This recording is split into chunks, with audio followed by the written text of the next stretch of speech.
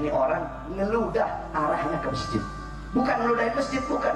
Ini masjid, dia ngeludahnya ke sana. Harusnya kan ke sini aja. Bisa aja dia ngeludah ke kiri. Tapi ini enggak. Itu masjid, dia ngeludah arahnya ke masjid. Sama masjid aja nggak punya adab. Bagaimana sama yang punya masjid, yaitu Allah Subhanahu wa Ta'ala.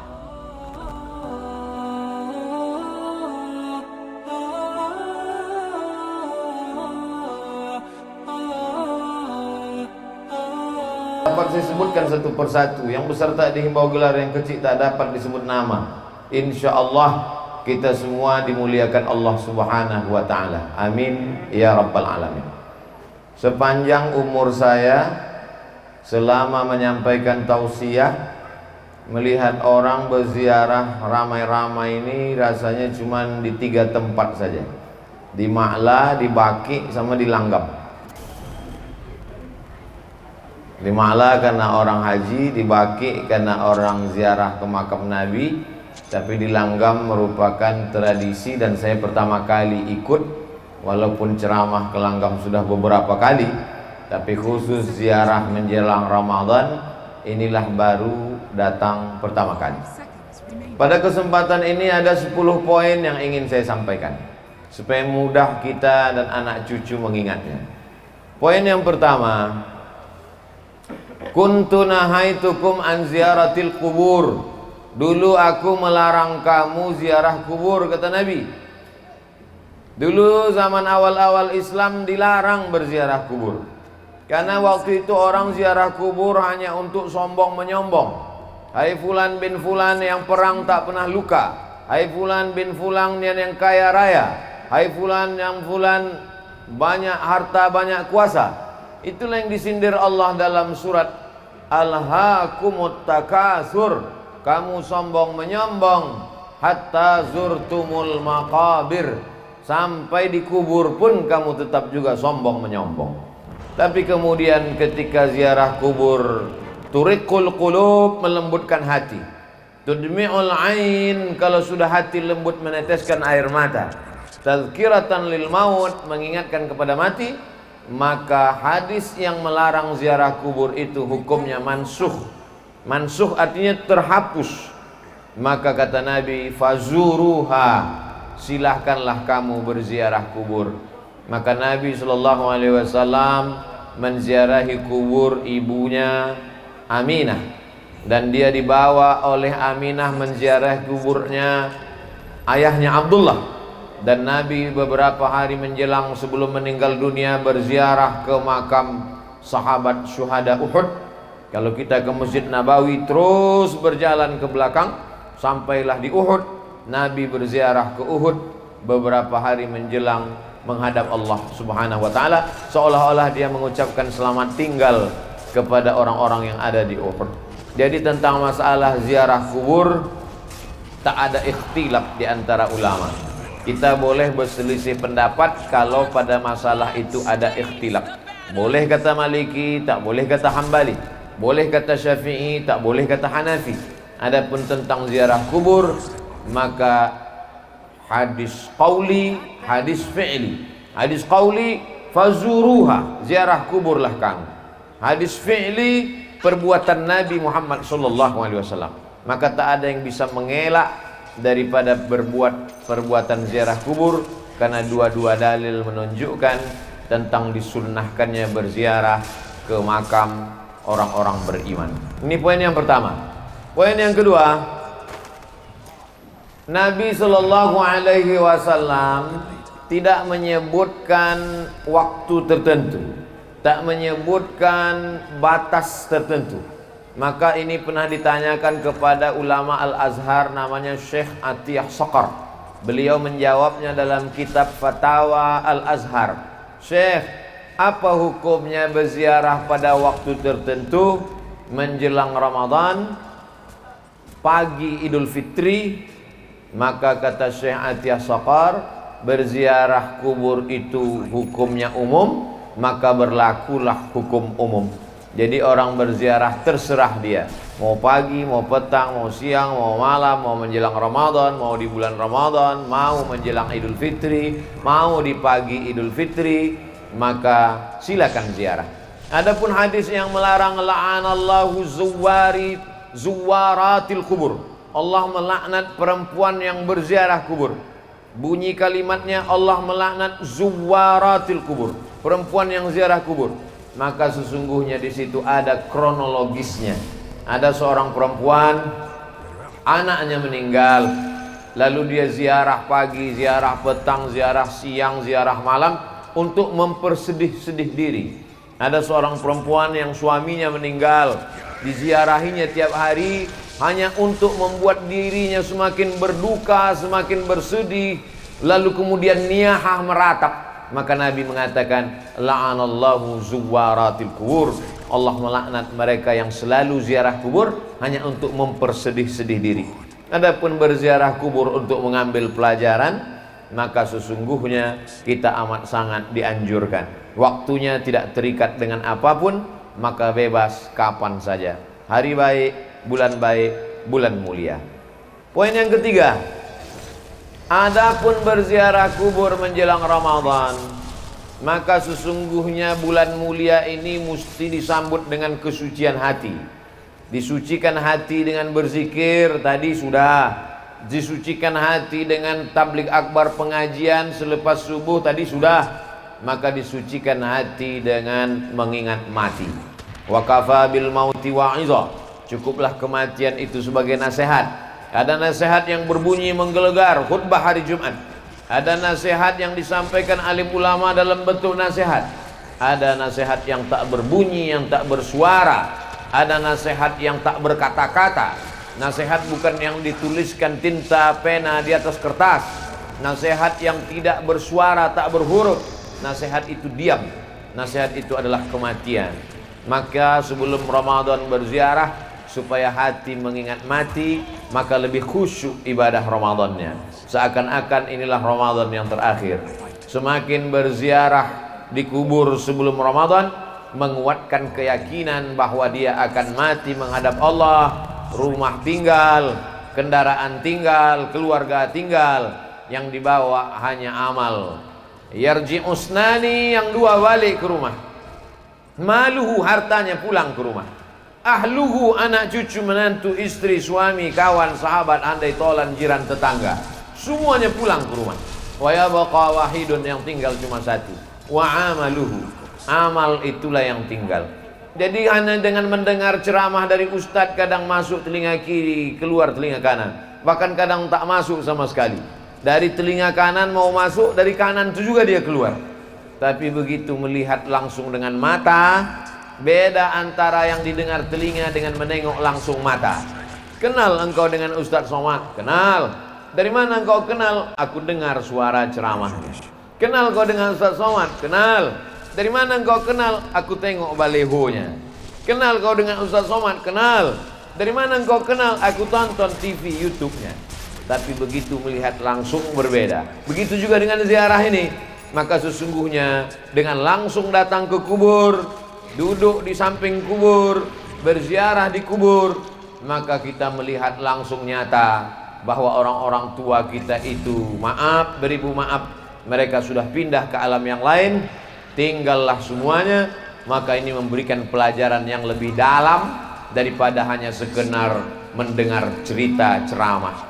Jadi apa yang kita lakukan menjelang Ramadan ini adalah melembutkan hati supaya Ramadan kita lebih khusyuk, Ramadan kita lebih hikmat, Ramadan kita lebih takut kepada Allah Subhanahu wa taala. Poin yang keempat, bahwa kita disuruh menyambung silaturahim. Silaturahim kadang tak sempat datang karena kesibukan. Tapi dengan ziarah kubur, mau tak mau, suka tak suka, orang langgam yang merantau ke Pekanbaru, ke luar kota, hari ini kembali. Ada ikatan emosional, mengingat ayah, emak, datuk, nenek, mengenang saudara mara, mendengar sahabat kerabat, maka dia balik berjumpa. Mungkin anak cucu sudah tak berkenalan lagi, tapi begitu ziarah kubur, oh anak Pak Cik Fulan, oh anak Moman Fulan, oh anak Fulan. Maka sesungguhnya ziarah kubur adalah momen untuk menyambung tali silaturahim. Man ahabba yubsatalahu fi rizqihi, siapa yang mau lapang rezekinya, wa yunsa'alahu fi asarihi, mau dipanjangkan umurnya, falyasil rahimahu, maka hendaklah dia selalu menyambung tali silaturahim. Menyambung tali silaturahim di masjid, sudah. Menyambung tali silaturahim di pengajian, sudah. Hari ini menyambung tali silaturahim kepada anak cucu, sahabat, kerabat, kenalan, orang sekampung yang selama ini tak jumpa. Bertahun-tahun satu kota, sama-sama tinggal di Pekanbaru, bisa tak jumpa. Tapi hari ini di Langgam bisa berjumpa. Kenapa? Karena ada yang dituju, orang yang dikenang, budi baiknya tak dapat dibalas. Maka hari ini bukan sekadar datuk-datuknya saja yang dulu bersilaturahim di Langgam dalam keadaan hidup. Sekarang anak cucu cicitnya pula datang menyambung silaturahim. Jadi pahamilah bahwa substansi makna dari ziarah kubur ini menyambung silaturahim, merekatkan yang retak, menyambung yang patah, menjauh yang selama ini jauh, mendekatkan kembali dalam momen besar bernama ziarah kubur. Poin yang kelima, tetap menjaga adab-adab ziarah kubur.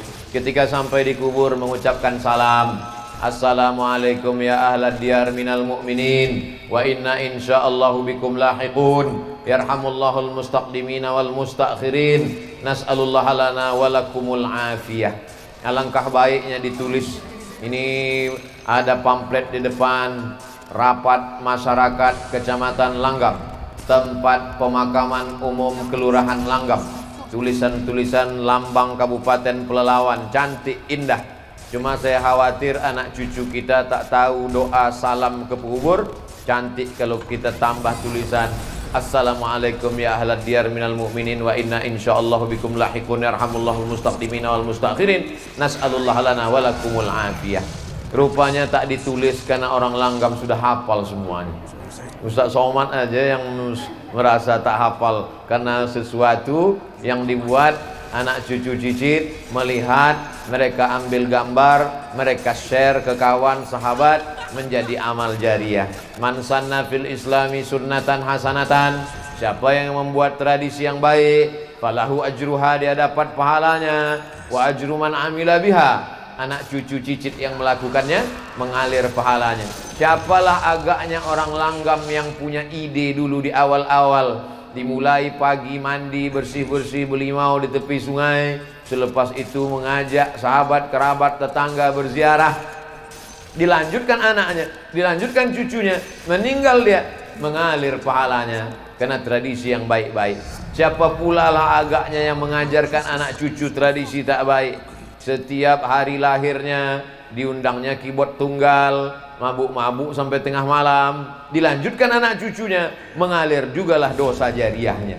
Maka yang baik-baik mengalir menjadi kebaikan, yang tak baik pun akan mengalir juga. Maka sebelum kita melakukan sesuatu, pikir baik-baik, karena dia akan mengalir sesudah kita mati.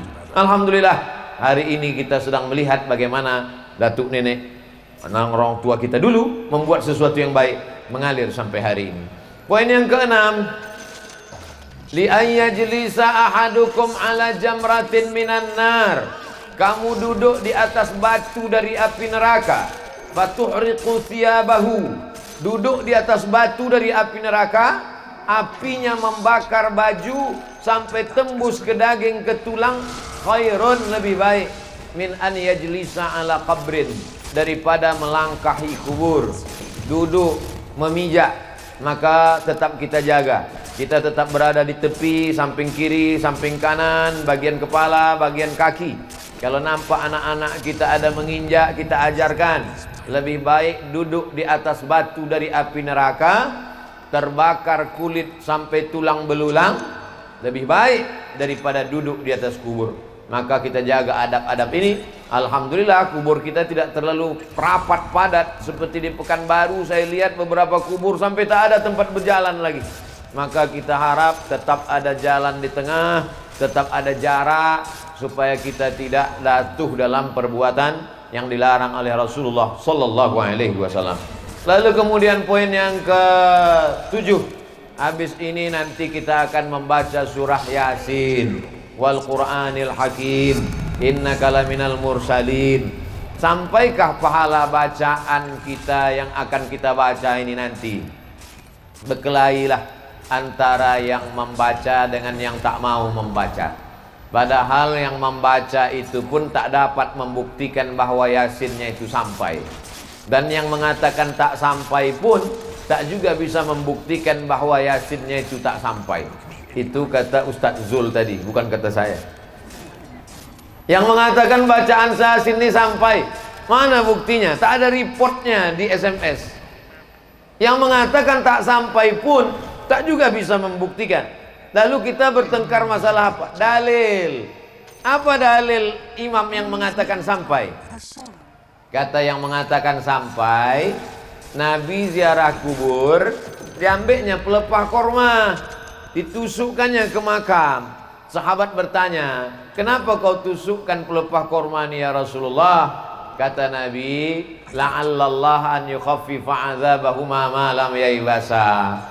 Selama pelepah korma ini basah, pelepah korma ini bertasbih, maka tasbihnya sampai kepada orang meninggal.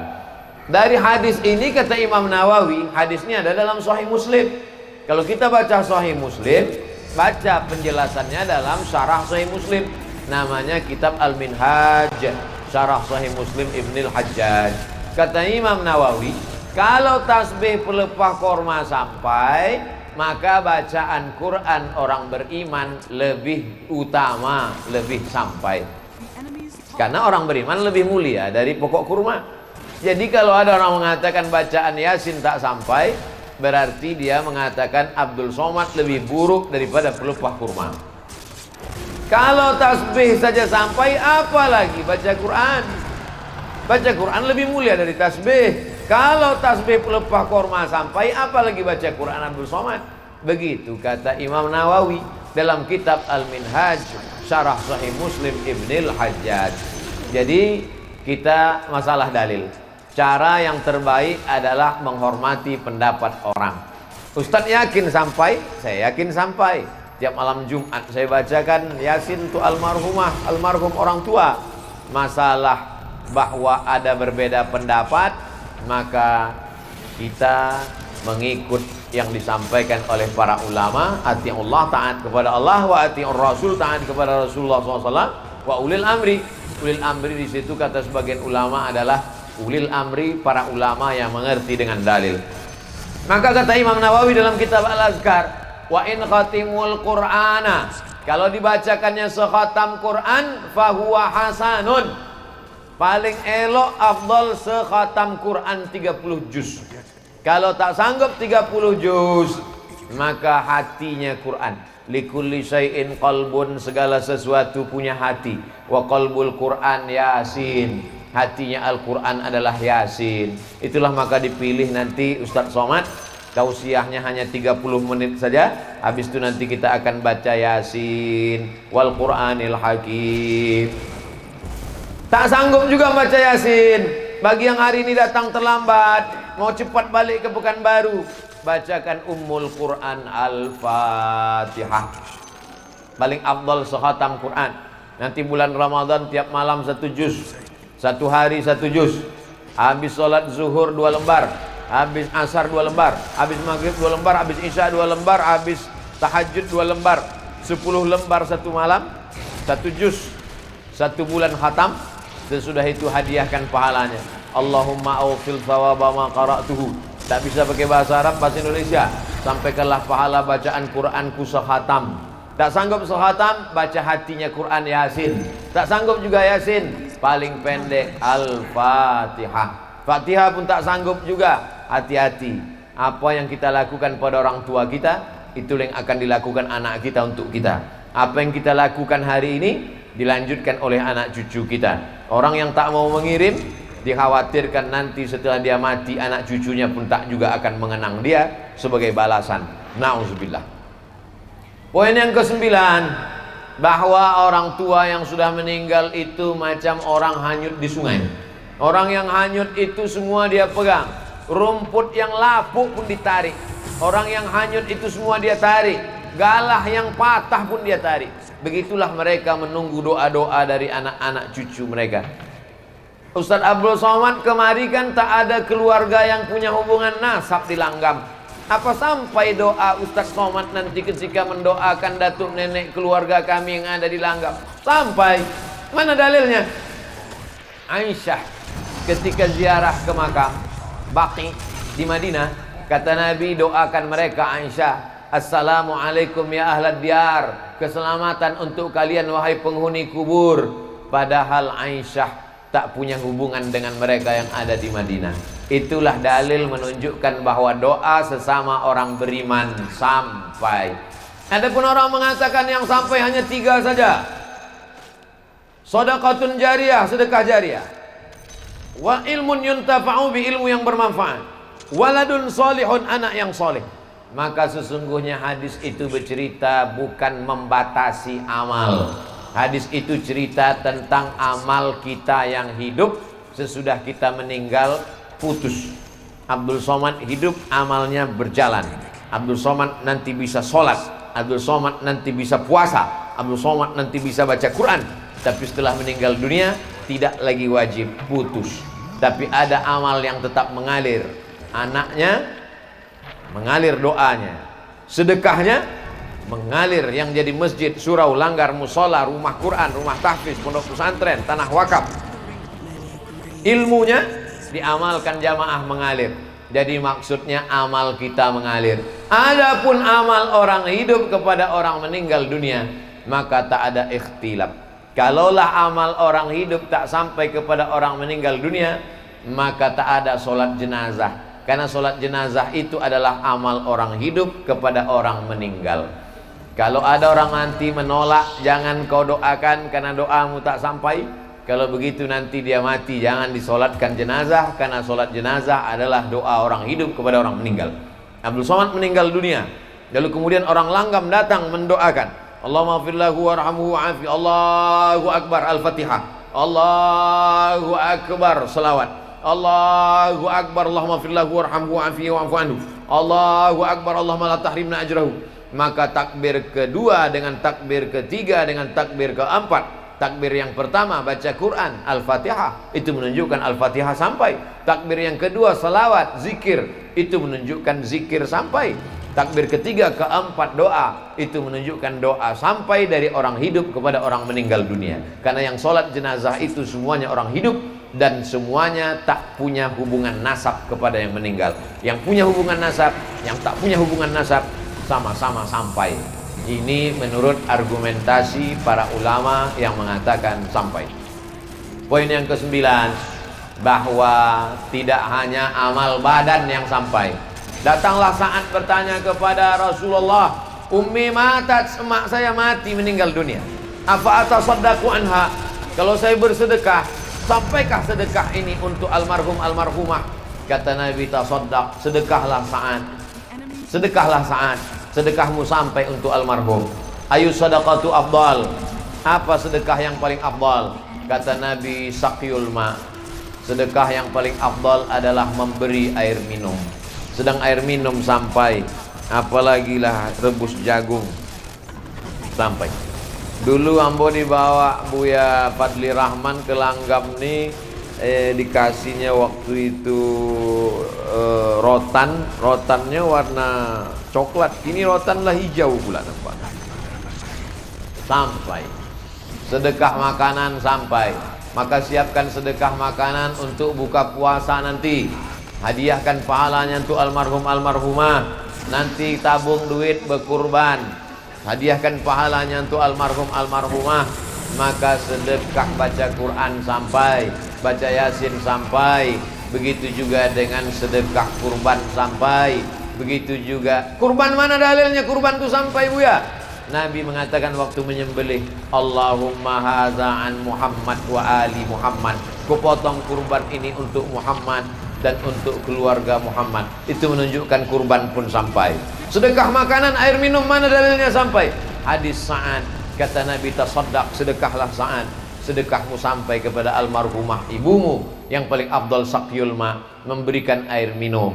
Air minum satu botol habis 600 ml, tapi ada air minum yang tak habis-habis. Apa dia? Itulah tadi peresmian toilet kamar mandi. Ustaz Somad sebelum ziarah dipersilakan singgah dulu. Kata saya, wudhu saya belum batal lagi. Ini wudhu seremonial. Karena ada orang Langgam yang bersedekah toilet WC 2 pintu, lalu kemudian keran air wudhu, lalu kemudian saya pun berwudhu di sana untuk membangkitkan syiar, karena gambar Ustadz ini nanti akan dilihat oleh orang langgam, supaya mereka pun akan berpikir yang merantau dia semakin semangat cari duit, tapi tujuannya bukan mengejar dunia. Dia akan balik membangun rumah Quran, dia akan balik membuatkan wakaf WC, wakaf tempat wudhu, sampai hari kiamat orang berwudhu di tempat wudhu tadi. Tak tahu entah siapa membeli semennya, tak kenal saya entah siapa yang membuat, sampai hari ini tak tahu saya siapa yang membuat tempat wudhu tadi. Tapi nanti yang bersebaran